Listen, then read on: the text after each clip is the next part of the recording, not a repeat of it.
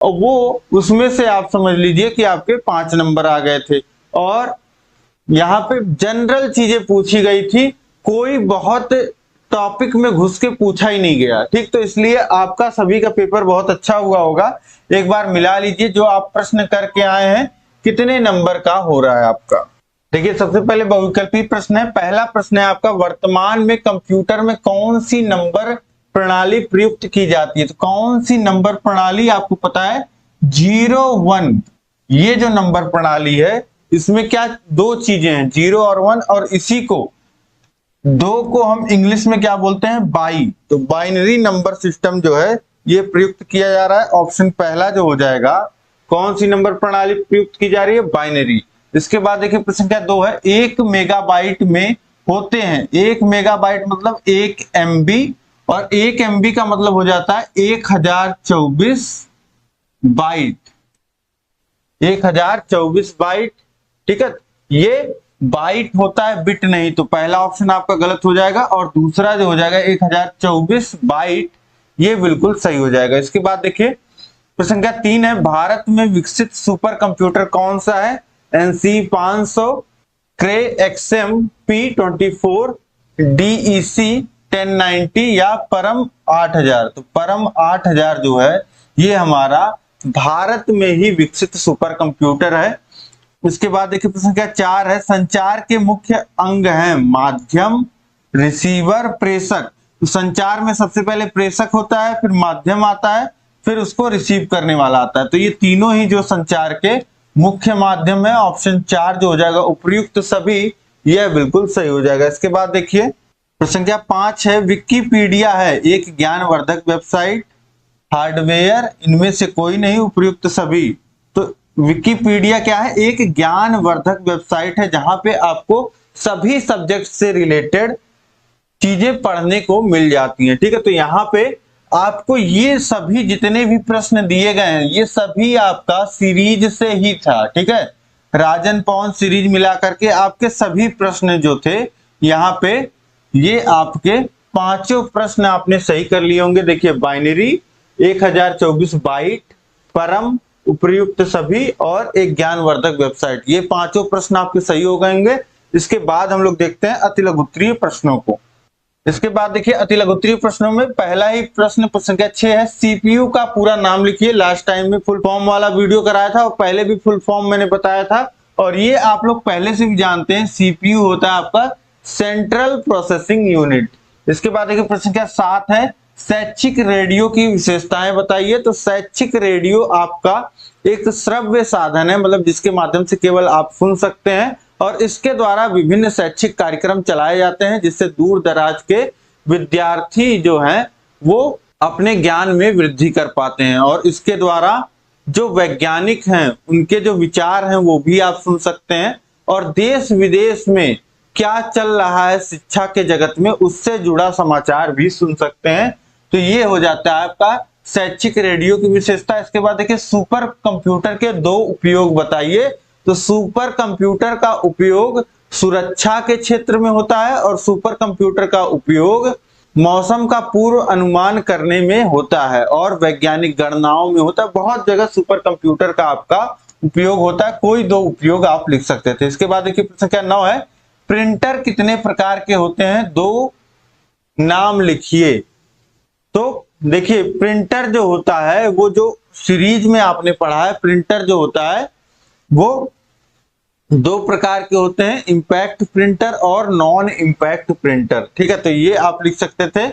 इसके बाद देखिए प्रश्न संख्या 10 है, रोम का पूरा नाम है। अब देखिए फिर से आपको उसी क्लास से मिल गया, ये होता है read only memory, read only memory. इसके बाद देखिए प्रश्न संख्या 11 है, साइबर सुरक्षा को परिभाषित कीजिए। अब साइबर सुरक्षा जो होती है आपकी इंटरनेट, साइबर जो है शब्द आप समझिए कि आपके इंटरनेट की तरह है। तो साइबर सुरक्षा, ये सुरक्षा जो होती है इंटरनेट से जुड़े हुए डिवाइसेस की जाती है, जिससे डिवाइसेस में स्टोर डेटा, डिवाइसेस के सॉफ्टवेयर और हार्डवेयर की सुरक्षा क्या कहलाती है? साइबर सुरक्षा कहलाती है। तो इस तरीके से आपके अतिलघुत्तरीय प्रश्न हो गए प्रश्न संख्या 11 तक। ये 11 नंबर आपने बिल्कुल सही सही कर लिया। इसके बाद देखिए अब देखिए लघुत्तरी प्रश्नों में आपका पहला ही प्रश्न है प्रश्न संख्या 12। प्रश्न संख्या 12 है डेटाबेस क्या होता है। तो डेटाबेस क्या होता है? डेटाबेस जितनी भी सूचनाएं होती हैं उनका एक व्यवस्थित रूप होता है।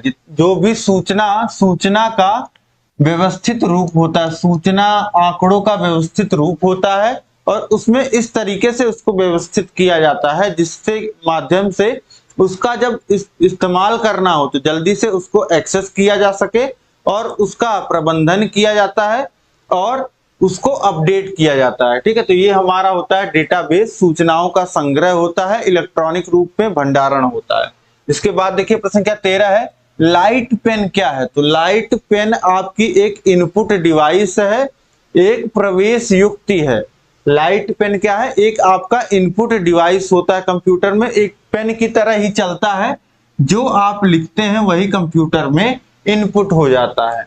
और ये लाइट पेन जो होता है आपका, ये माउस की तरह ही काम करता है, लेकिन माउस से थोड़ा कम इफेक्टिव होता है, माउस से थोड़ा कम कारगर होता है, ये डिस्प्ले पे ही चलता है। ठीक, तो इस तरीके से ये आपका हो गया लाइट पेन। इसके बाद देखिए प्रश्न क्या 14 है एनिमेशन क्या है स्पष्ट कीजिए।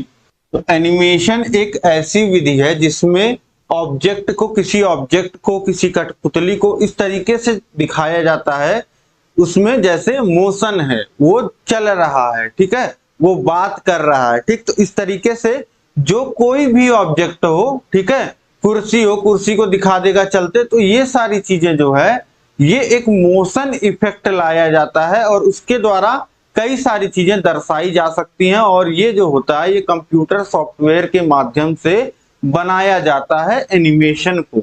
इसके बाद देखिए प्रश्न संख्या 15 है कंप्यूटर नेटवर्क कितने प्रकार के होते हैं। तो ये मैंने आपको बताया कब, कल ही आपका फुल फॉर्म वाला जो वीडियो था उसी में लैन मैन वैन के बारे में मैंने डिस्कस किया।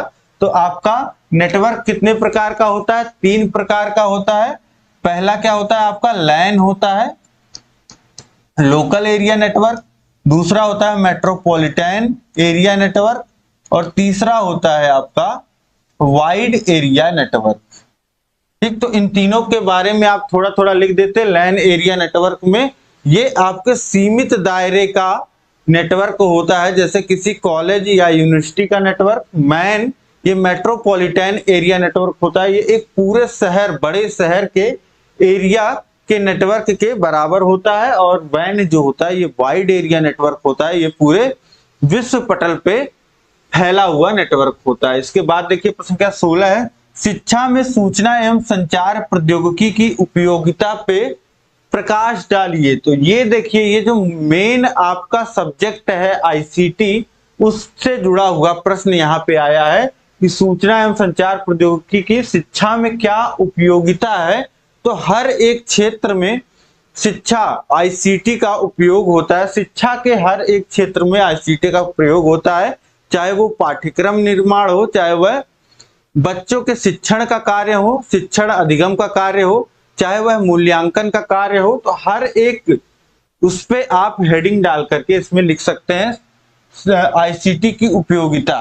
ठीक, तो इस तरीके से आप लिख लेते पाठ्यक्रम निर्माण में, कक्षा कक्ष शिक्षण में और मूल्यांकन में, इस तरीके से। इसके बाद देखिए प्रश्न संख्या 17 है स्मार्ट कक्षाओं के महत्व एवं उपयोगिता पर प्रकाश डालिए। तो स्मार्ट कक्षाएं क्या होती हैं? जिसमें आपका बच्चों को पढ़ाने के लिए जो डिजिटल तकनीकी है उसका उपयोग किया जाता है, जैसे ये इंटरेक्टिव पैनल है इसका प्रयोग किया जाता है और बहुत सारी जो शिक्षण की सामग्रियां होती हैं उनका प्रयोग किया जाता है, जैसे बहुत सारे विजुअल मेथड्स का प्रयोग किया जाता है, जिससे जो होता है बच्चे का ध्यान केंद्रित होता है। इससे क्या होता है स्मार्ट कक्षाओं में बच्चों का ध्यान केंद्रित करने में, उनकी रुचि डेवलप करने में इसमें मदद मिलती है और कक्षा को एकाग्र करने में बच्चों का फोकस जो है जब रहेगा तो बच्चे शोर शराबा नहीं करेंगे क्लास में, जिससे जो होगा बच्चे अच्छे से पढ़ पाएंगे इंटरेक्टिव मैनर में। ठीक, और इससे क्या होता है टीचर का जो एफर्ट होता है वह भी कम होता है। अब कई सारे फिगर्स ऐसे हैं जो तुरंत बना करके आप फाइल में रख करके इस तरीके की क्लासेस में दर्शा सकते हो, शिक्षक जो है वो दर्शा सकते हैं। तो इससे जो होता है शिक्षक का एफर्ट कम होता है। और जो कई सारे मॉडल्स ऐसे हैं, आपको पता है कि विज्ञान पढ़ाने में बच्चों को कई सारे मॉडल्स दिखाने पड़ते हैं, तो वो मॉडल्स की जरूरत नहीं पड़ती है, जो धन है उसकी भी बचत होती है। तो ये लिख सकते थे आप स्मार्ट कक्षाओं के महत्व एवं उपयोगिता में। इसके बाद देखिए टेली कॉन्फ्रेंसिंग से आप क्या समझते हैं। तो टेली कॉन्फ्रेंसिंग का मतलब होता है जो भी आपके संचार के साधन हैं उनकी मदद लेकर के दो या दो से अधिक लोगों के बीच में संचार स्थापित करना, जिससे वह आपस में बातचीत कर सकें और ऐसे बातचीत कर सके कि वो जब दूर स्थित हों तभी तो हम मदद लेंगे, तभी तो हम संचार स्थापित करेंगे लोगों के बीच में। तो टेली कॉन्फ्रेंसिंग का मतलब यही है कि दूर बैठे लोगों में किसी जो संचार के माध्यम है उनके माध्यम से लोगों के बीच बातचीत कराना। और ये बहुत माध्यमों से हो सकता है और बहुत प्रकार से भी होता है, ठीक है। वीडियो कॉन्फ्रेंसिंग में भी होता है, इसी में आपका ऑडियो कॉन्फ्रेंसिंग भी होता है। तो इस तरीके से ये भी आप अच्छे से लिख सकते थे। और ये इस तरीके से आपका पूरा पेपर प्रश्न संख्या 18 तक आपने देख लिया। उम्मीद है कि बहुत अच्छे से आपका पूरा पेपर हुआ होगा। और कितने नंबर आ रहे हैं आपके, कितने नंबर का आपको सही लग रहा है आपका, आप कमेंट करके बता दीजिए। और अब देखिए आपको क्या करना है।